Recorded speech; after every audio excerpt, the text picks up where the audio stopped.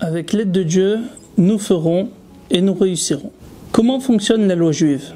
La loi juive a été compilée, condensée et développée au fur et à mesure des siècles et des millénaires. La loi a toujours été la même, transmise de maître à élève. Puis elle a été écrite à l'époque, il y a 2000 ans, à l'époque de Rabbi Juda le Prince. Puis une autre fois, avec tous les détails, à l'époque de Ravina et de Ravashi, c'était il y a à peu près 1600 ans. C'est ce qu'on appelle le Talmud avec la Gemara. Puis sont venus, il y a à peu près 1000 ans, l'époque des Rishonim. C'est-à-dire les Rishonim, ça veut dire les premiers, ce sont les commentateurs du Talmud. On peut citer Rashi, de la ville de Troyes. On peut citer notre maître Rabbeinu Tam. On peut citer Rabbeinu Hananel, notre maître Hananel de Kérouan en Tunisie. On peut citer Rabbi Yitzhak de Fès au Maroc. On peut citer énormément de personnes. Chacun avait sa propre manière d'expliquer le Talmud. Et il y avait de nombreuses différences entre l'un et l'autre. Est venu un grand maître qui s'appelle Rabbi Yosef Karo.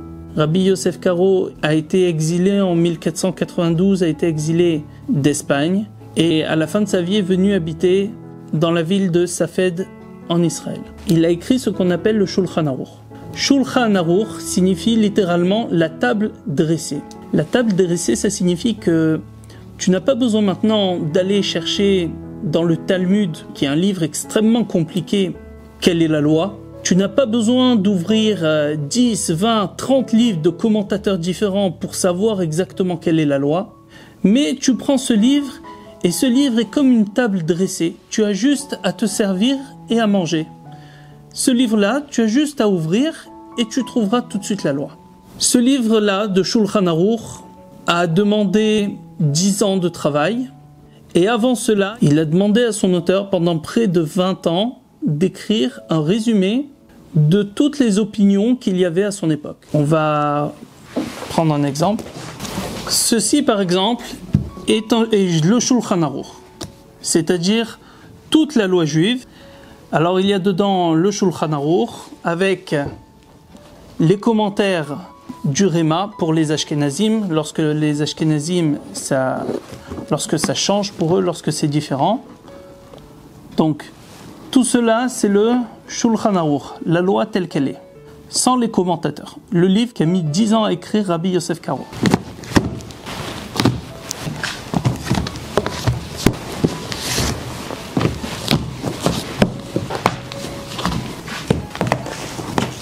Donc ceci représente le Shulchan Aruch avec les principaux commentateurs. Donc nous sommes passés du livre du Shulchan Aruch normal à tout ce qui représente de nos jours le code civil et pénal juif. Il y a encore beaucoup d'autres livres et commentateurs, etc.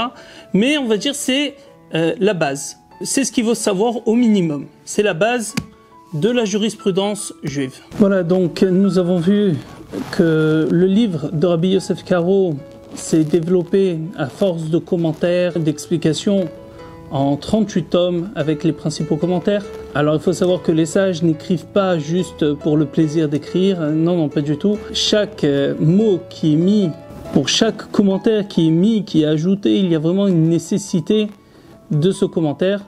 Donc peut-être nous verrons dans une autre vidéo comment est construit le Shulchan Aruch à l'intérieur, quels sont ses principaux commentaires, qu'est-ce qu'ils viennent ajouter, qu'est-ce qu'ils viennent dire finalement que lui-même n'a pas dit. En attendant, bénédiction et réussite.